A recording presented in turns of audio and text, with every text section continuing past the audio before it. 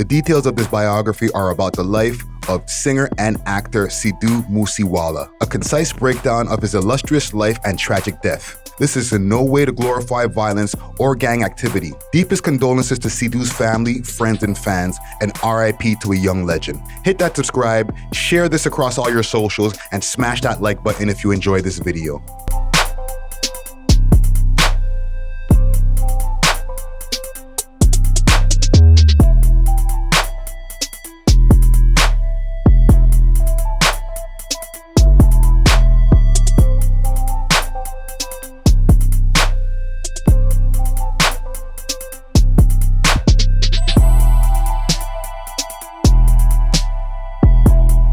Sidhu Moose Wala was born June 11, 1993, with the birth name Subdeep Singh Sidhu in the village of Musa in the Mansa district of Punjab, India. Mansa is a city in the municipal council of the Mansa district of Punjab, India, and also on the Barnala-Siddhargarh-Sirsa state highway.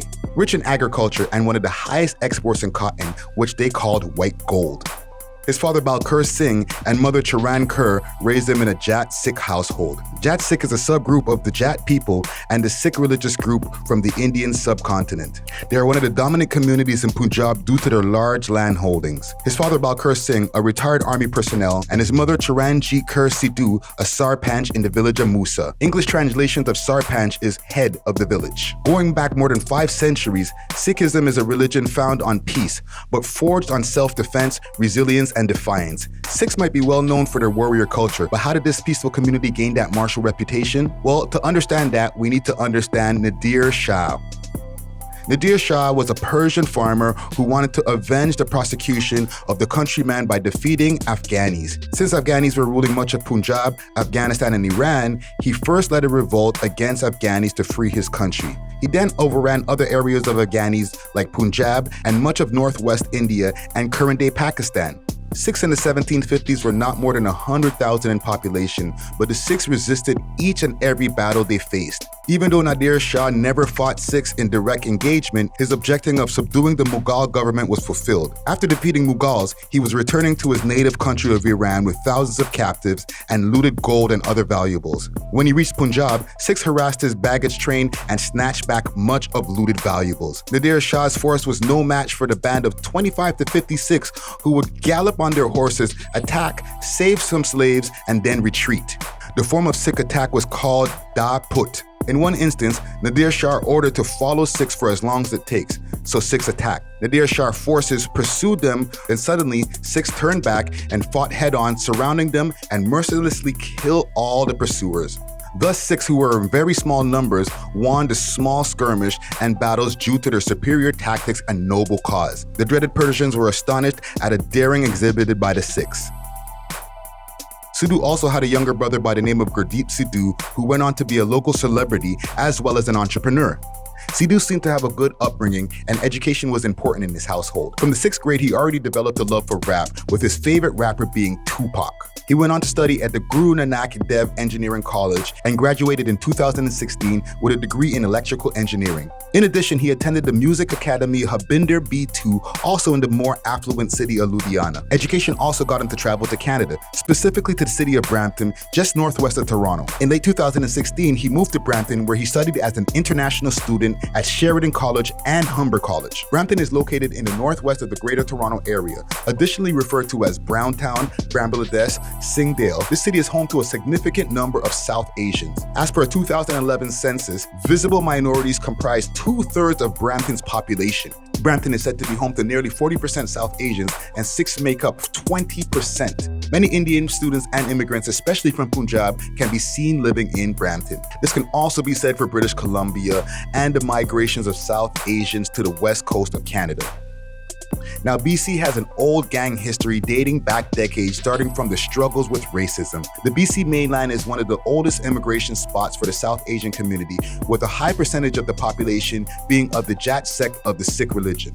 As explained, the Jat Sikhs are also known for being more warriors back in India, which explained the lineage for the violence they exhibited in Canada. From a warrior mentality and racial inequality, many gangs were spawned. Famous gang leaders like Bindi Johal started emerging in the 1980s. Rooted from revolution and some inner conflicts, gang members would get rich and buy real estate, luxury cars and businesses, as well as sponsoring big sports events and even politicians back in India. This made the gangsters heroes instead of villains. Live fast, die young, and leave a beautiful corpse became a common sentiment.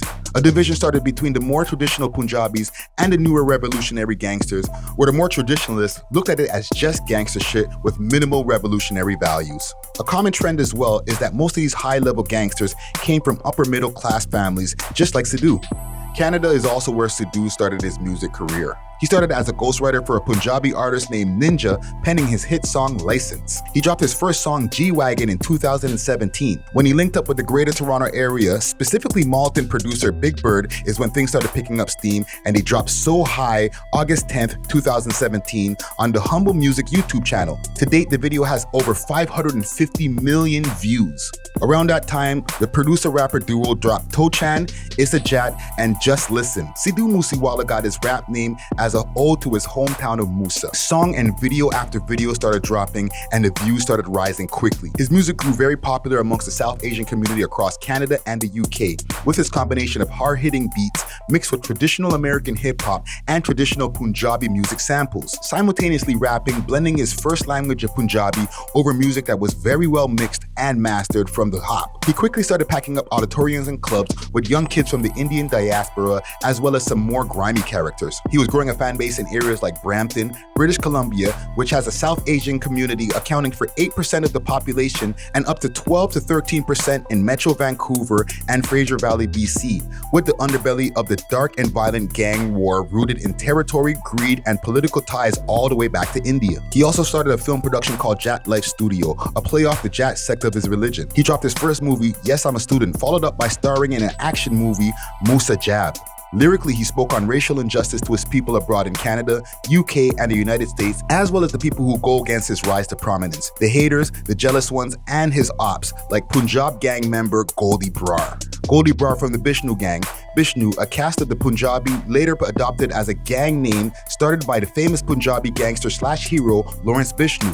The one thing these men have in common, as well as other Punjabi-based gangsters, is they all come from upper middle-class families. It is said that a lot of Punjabi men stay home to a later age, with their parents being fully aware of their criminal activities and sometimes in on it, or even the masterminds. Sidhu continued to release bangers on streaming platforms and his own YouTube channel now, like Legend, Sony Lagdi, 47 Fellas featuring Zayn Dillon, The Kid, and Sigan Man, and Dear Mama, an ode to his mother named after the song by his favorite rapper Tupac. All these songs in his native language, with the exception of some of the Canadian and UK features whose parts were in English. He had a plethora of features showing his connection with different areas that embraced Punjabi culture. Features like Stefflon Don, Sonny Malton, Blockboy Twitch, Steel Bangles, and more. As Sidhu's popularity grew worldwide from his new Canadian home, so did his problems with the streets. With Sidhu having the same type of background and upbringing as the so-called Opps had, the only difference with him is that he was becoming a famous rapper. Being a big gangster is already something that became admirable and influential in the Punjabi culture back home, but it hit way different when you're everyone's favorite rapper or any kind of musician. To understand the Opps, you have to know a bit more about Sidhu's alleged top op, Goldy Brar. I'm going to read you a quick excerpt from the IndianExpress.com to give you a better understanding of Brar's interesting backstory and some of the plot twists that's going to make sense in our conclusion. Who is Goldy Brar? Satinder Singh, alias Goldy Brar, is a close associate of gangster Lawrence Bishnu. He was involved in an extortion racket being run in-state. It is alleged that he had a hand in the murder of Youth Congress leader Gurral Pelhalwan. He is now living in Canada and operating there through a module in Punjab. Brar is a native of the Faridkot district in the state. Of late, Punjabi as well as neighboring state Haryana are seeing turf war between gang of jailed gangster Lawrence Bishnu and the slain gangster Devinder Bambiha. Goldy Brar is a close associate of Bishnu and was running an extortion racket on the behest of Bishnu. Both of the gangs waged a bloody war in the state for the past years and often targeted each other's men. Now, over a short 3-year span, Sidhu Moose Wala accumulated hundreds of millions of views and fans worldwide, performing in the US in places like San Francisco, where there's a huge population of the Indian diaspora, places like the UK, and all over Canada. One show in Surrey, BC, scheduled for June 19, 2019, was cancelled due to public safety concern raised by the City of Surrey and Royal Canadian Mounted Police, RCMP, Canada's federal police force, not actually mounted on horses. From a 2019 CBC article, an email statement from the city reads, "Given the public safety issue that occurred in a past performance, which includes a stabbing at a concert in Surrey and shots fired at an event in Calgary earlier this year, the city's festival event team felt that it was not in the best interest of the public safety to support this performance at a family-friendly, all-ages event." Also, shots were fired while Moose Wala was performing in a show in Calgary prior to that, which didn't make things any easier. Despite all the turmoil in the backdrop of Sidhu's life and the worldwide medical pandemic, 2020 was just an upward continuation of his musical success, becoming a household name with follows on IG and love from other industry big dogs like Nav and even Drake. He dropped Old School with Preem Dillon, Tibia da Put. The word Tibi, used both in Punjabi and Hindi, primarily refers to sand dunes or hills or stretch of land that is not leveled. This would be an early public showing of the movement of the Indian farmers that became more popular in Canada with the protests in September of 2020. I also want to mention that not all the videos on Sidhu's YouTube channel were with him performing the songs. His writing and his A&R skill had videos on his channel like Aj Kal V, performed by Barbie Man and Preem Dillon, and multiple videos. During 2020 and 2021, Sidhu mostly stayed in Punjab and did light touring with the pandemic restrictions.